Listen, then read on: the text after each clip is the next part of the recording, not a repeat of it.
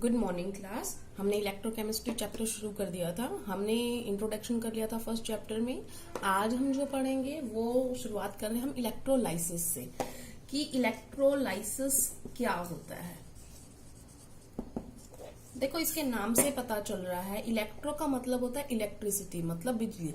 Lysis मतलब तोड़ना। इसका मतलब कोई ऐसी चीज है, कोई केमिकल है जिसको हम नॉर्मली नहीं कर रहे, तोड़ रहे, with the help of electricity हम वो केमिकल चेंज करवा रहे हैं। ठीक है, तो इलेक्ट्रोलिसिस अगर प्रॉपर डेफिनेशन की जाए तो क्या होगी? प्रोसेस ऑफ डिकम्पोजिशन, क्योंकि हम तोड़ रहे हैं, process of decomposition of an electrolyte। Electrolyte होता है जो आयंस फर्निश करते हैं, जैसे NaCl, NaOH, इस टाइप से।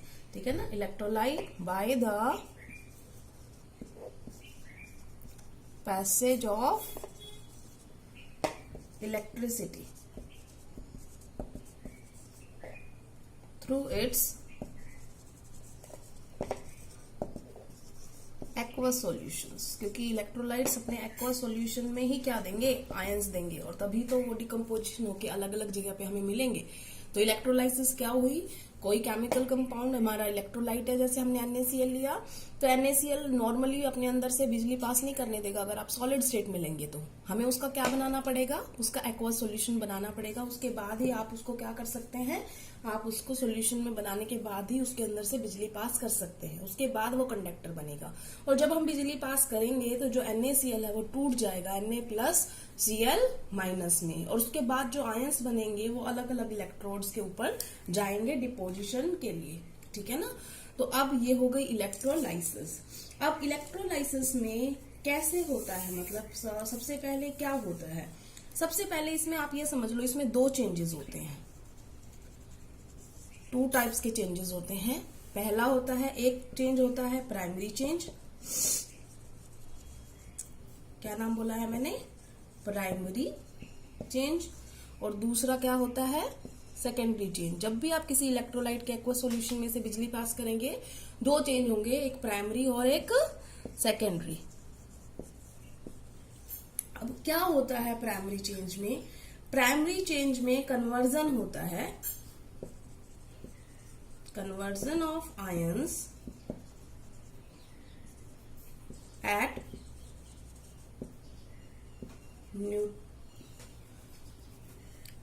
conversion of neutral species, कि जो वो आयंस बने हैं, जैसे आपने NaCl को आपने ब्रेक किया विद एक्वा सॉल्यूशन में, Na+Cl- बन गया ना, तो Na+ अब जब सोडियम बन जाएगा और Cl- जब क्लोरीन गैस बन जाएगी, वो तो क्या हो गया उसका? वो हो गया प्राइमरी चेंज। तो फिर सेकेंडरी चेंज क्या बना है? सेकेंडरी चेंज होता है जो या तो प्राइमरी चेंज से जो प्रोडक्ट मिले, वो तो एज इट इज अगर किसी में रह रहे हैं तो कोई दिक्कत नहीं हो, तो उसमें फिर प्राइमरी चेंज ही हुआ है, सेकेंडरी नहीं है। लेकिन किसी किसी में ऐसा होता है कुछ बच जाता है प्राइमरी चेंज होने के बाद, फिर वो कंबाइन करते हैं। तो अगर प्राइमरी चेंज से जो प्रोडक्ट बनते हैं वो कंबाइन करते हैं, तो वो किस में आ जाएगा? फाइनल प्रोडक्ट बन जाएगा हमारा, और वो फाइनल प्रोडक्ट किसके अंदर आएगा? सेकेंडरी चेंज के अंदर। इसका मतलब प्राइमरी चेंज में है कन्वर्जन, जो आयंस हैं उनका न्यूट्रल स्पीसीज में बनना, और जो न्यूट्रल स्पीसीज या तो एज इट इज रह जाएंगी या वो फिर क्या हो जाएंगी, किसी के साथ कंबाइन करके कुछ और प्रोडक्ट बना देंगी, तो वो आ जाएगा आपका सेकेंडरी चेंज। तो 2 टाइप के चेंज होते हैं। ठीक है। अब जब हम इलेक्ट्रोलाइसिस करते हैं, आपको 2-3 बातें ध्यान रखनी है। क्या ध्यान रखनी है वो अभी बताती हूँ मैं। तो हम बोल रहे थे कि कुछ बातें आपने ध्यान रखनी है। तो कौन सी बातें आपने ध्यान रखनी है? सबसे पहले तो देखो, जब आप किसी को इलेक्ट्रिसिटी दे रहे हो, इसका मतलब मान लो कोई भी सॉल्यूशन हमने लिया यहाँ पर, ठीक है, उसके अंदर हमने एक ये इलेक्ट्रोड है, ये इलेक्ट्रोड, ये उस इलेक्ट्रोलाइट का एक्वा सॉल्यूशन कौन सा भी है, तो जो ये इलेक्ट्रोड्स हैं ये कनेक्टेड होती हैं किससे? बैटरी से। ठीक है। तो ये पॉजिटिव टर्मिनल, ये नेगेटिव टर्मिनल। पॉजिटिव से जो कनेक्ट होता है उसे हम उस इलेक्ट्रोड को बोलते हैं, जो एनोड होती है उसको बोलते हैं वो इलेक्ट्रोड किसके टर्मिनल से अटैच है? Electrode attached with positive terminal. ये बात ध्यान रखनी है आपको कि बैटरी के पॉजिटिव टर्मिनल से अटैच है वो है एनोड, और जो बैटरी के नेगेटिव टर्मिनल से होगी वो होगी कैथोड। ठीक है ना? तो ये बैटरी के नेगेटिव टर्मिनल से कनेक्ट होती है। इतनी बात समझ में आ गई? ठीक है। उसके बाद अब इनके ऊपर चार्ज की अगर बात करें, एनोड के ऊपर, एनोड पॉजिटिव से अटैच है तो यहां पर कौन सा आएगा? पॉजिटिव। ये नेगेटिव से अटैच है तो negative. Anode positive, cathode negative, ये उनके ऊपर चार्ज हो गए। अब जब भी हम किसी इलेक्ट्रोलाइट को लेंगे, फॉर एग्जाम्पल हमने NaCl ही लिया था, तो उसके अंदर मतलब हमने कोई भी इलेक्ट्रोलाइट लिया, हम एक कॉमन एग्जाम्पल ले रहे हैं कि हमने कोई भी इलेक्ट्रोलाइट लिया, जब उसको हम पानी में घोलेंगे तो उसके आयंस जो आ जाते हैं एक्वा सॉल्यूशन में आ गए ना, तो एक आ जाएगा उसका कैटायन और एक आ जाएगा उसका एनायंस। इतनी बात समझ में आई? जो ये कैटायंस है और एनायंस है, कैटायंस कहाँ जाएगा? कैटायंस कहाँ जाएगा? क्योंकि कैटायन के ऊपर कौन सा चार्ज होता है? पॉजिटिव। तो कैटायंस हमेशा कहाँ मूव करेंगे? नेगेटिव की साइड। तो कैटायन कहाँ जाएगा? नेगेटिव कौन है देखो? कैथोड की साइड। जबकि नेगेटिवली चार्ज आयन जो है, जिनको हम एनायन बोल रहे हैं, वो किसकी साइड जाएंगे? एनोड की साइड। आपको अगर ये ध्यान नहीं रहो तो आप एक सिंपल मेथड याद कर लो इलेक्ट्रोलाइसिस में। C से C होता है, मतलब C for cations, C for cathode, A for anions, A for anode. तो कैटायंस है कैथोड पर, एनायंस एनोड पर। तो ये जाएंगे किसकी साइड? कैथोड की साइड। और ये जाएंगे किसकी साइड? एनोड की साइड। इतनी बात समझ में आ गई? जिसको ये भी नहीं समझ में आ रहा वो इस तरीके से याद रख लो बेटा, जी कैटायंस के ऊपर पॉजिटिवली चार्ज होता है तो वो नेगेटिव की साइड जाएंगे, और कैथोड पे कैसा चार्ज था? नेगेटिव। और एनायंस के पास था नेगेटिव, तो वो किसकी साइड जाएंगे? एनोड की साइड, क्योंकि उनके ऊपर चार्ज क्या है? पॉजिटिव। अब जो आयंस जाते हैं वो उन इलेक्ट्रोड्स पे डिस्चार्ज हो जाते हैं। ठीक है ना? तो ये जो आयंस हैं ये डिस्चार्ज हो रहे हैं, ये किस बात पे डिपेंड करते हैं?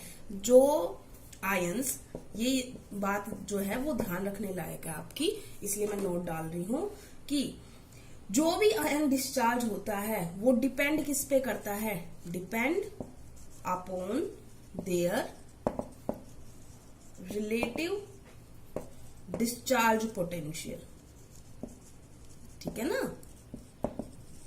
जिसका डिस्चार्ज पोटेंशियल कम होगा वो डिस्चार्ज होगा। मान लो किसी के बीच में कंपटीशन चल रहा है, दो कैटायंस हमारे पास, मान लो कौन सा भी है, एक H+ है, एक मान लो कोई दूसरा है कोई, तो उनमें जो कंपटीशन चल रहा होगा तो जिसका डिस्चार्ज पोटेंशियल कम होगा वो वाला डिस्चार्ज होगा वहां जाके। इसका मतलब डिपोजिट या लिबरेशन जो भी होगा वो उसका होगा उस इलेक्ट्रोड पे। ठीक है ना? जिसका क्या होगा? डिस्चार्ज पोटेंशियल कम होगा। ठीक है ना? तो इसका मतलब क्या है? डिस्चार्ज पोटेंशियल लो होगा जिसका, वो क्या होगा?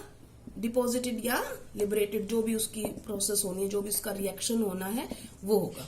ये बात आपने हमेशा ध्यान रखनी है कि लोअर डिस्चार्ज पोटेंशियल वाले का ही होगा अगर कंपैरिजन हो रहा है तो। अगर एक ही है तो कोई कंपैरिजन ही नहीं है। इतनी बात समझ में आ गई? अब हम एक एग्जाम्पल करते हैं।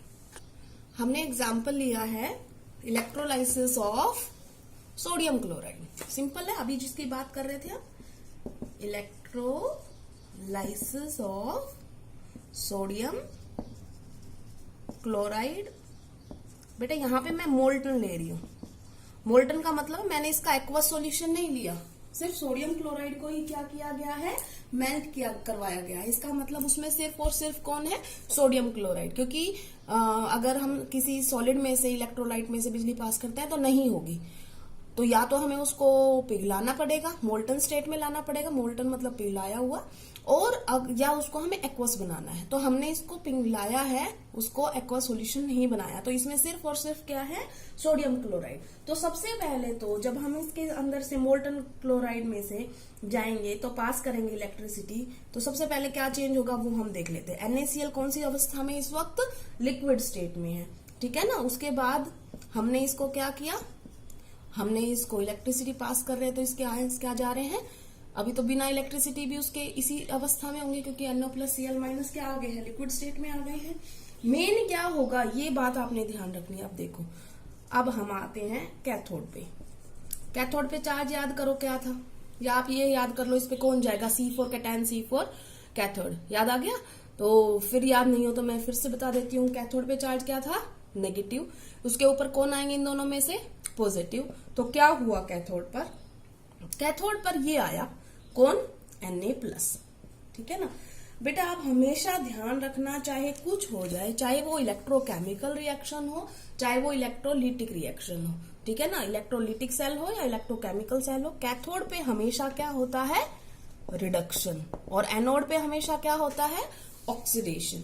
अब इस पे रिडक्शन होगा तो हम यहाँ पर एनोड का भी लिख लेते हैं।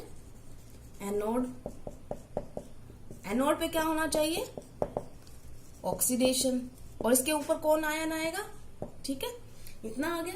अब जो ये क्लोरीन 1 है, ये अगर अपना ये एक इलेक्ट्रॉन जो इसने एक्सेस लिया हुआ है और क्लोराइड आयन बना हुआ है, ये जो क्लोराइड आयन है अगर ये अपना एक इलेक्ट्रॉन खो दे तो ये क्या बन जाएगा, क्लोरीन एटम।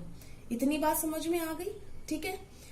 ये तो है कौन सा चेंज, प्राइमरी चेंज। क्या बताया था आपको, आयन का न्यूट्रल स्पीसीज में बनना क्या है, प्राइमरी चेंज, ठीक है। इसने जो एक इलेक्ट्रॉन दिया, मतलब सॉरी लिया, ठीक है ना, ये जो एक इलेक्ट्रॉन, और क्या कर दिया ये बेटा, ये माइनस है, ये क्लोराइड आयन है ना, तो ये क्या एक इलेक्ट्रॉन क्या कर रहा है, दे रहा है। इसके पास पहले ही एक्सेस था, क्लोराइड आयन था, गलती से लिख दिया, यहाँ पे लिख दी थी। तो NaC क्लोराइड आयन है, इसने अपना एक इलेक्ट्रॉन खो दिया, तो ये सिंपल क्या बन गया, क्लोरीन एटम। अब इसके पास क्या होगा, ये जो एक इलेक्ट्रॉन इसने खो दिया, या आप इसको इस तरीके से यहाँ लिख लो ताकि आप कंफ्यूज ना हो। ये देखो, ये एक इलेक्ट्रॉन इसने खो दिया, तो ये एक इलेक्ट्रॉन इसने ले लिया। तो अब ले लिया, लेने का इलेक्ट्रॉन, गेन ऑफ इलेक्ट्रॉन्स क्या कहलाता है, रिडक्शन। लॉस ऑफ इलेक्ट्रॉन क्या कहलाता है, ऑक्सीडेशन, ठीक है। इसने लिया, ये क्या बन गया, सोडियम एटम। आयन से क्या बन गया, एटम, एटम बन गया। तो ये कैसा चेंज हो गया, प्राइमरी चेंज। इतनी बात समझ में आ गई। प्राइमरी चेंज क्या कह रहे थे हम, प्राइमरी चेंज कह रहे थे जब हम आयन से क्या बनाते हैं, न्यूट्रल एटम या स्पीसीज, ठीक है ना। अब आते हैं हम इसके सेकेंडरी चेंज पे, क्योंकि क्लोरीन ऐसे तो रह नहीं सकता, अकेला नहीं रह सकता, तो क्या होगा, 2 क्लोरीन आ जाएंगे। इस पूरी रिएक्शन को अगर मैं 2 से इंटू कर दूं, या सिंपल आप क्लोरीन क्लोरीन मिला दो, तो क्या बन जाएगा, Cl2, ठीक है। या आप इसको 2 क्लोरीन में कर दो, तो ये क्या हुआ है, अभी जो क्लोरीन क्लोरीन एटम मिलाए, ये क्या बना, ये सेकेंडरी चेंज के अंदर आएगा। बात समझ में आ गई, क्योंकि ये प्राइमरी का प्रोडक्ट था जो यूज हुआ है, और फिर क्या बना है, सेकेंडरी चेंज बना है, ठीक है। तो ओवरऑल रिएक्शन अगर मैं लिखना चाहूं तो हमें क्या मिला है, ओवरऑल रिएक्शन क्या हुआ है हमारे पास। देखो बैलेंस करने के लिए, क्योंकि ये 2 क्लोरीन है तो हम यहाँ पे इसको डबल कर सकते हैं ना।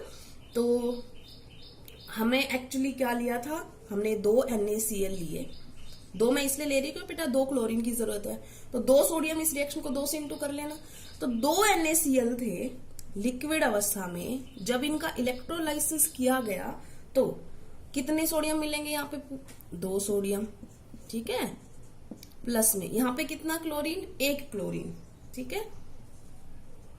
और कोई आपसे पूछे, अब बताइए क्वेश्चन कैसे आता है, क्वेश्चन इस तरीके से आता है, when molten sodium chloride is electrolysed then what will be the product at cathode और एट एनोड। तो आपने बताना है कि सोडियम कहाँ मिला आपको, देखो सोडियम कहाँ मिला है आपको, कैथोड पर, क्लोरीन कहाँ मिली है आपको, एनोड पर।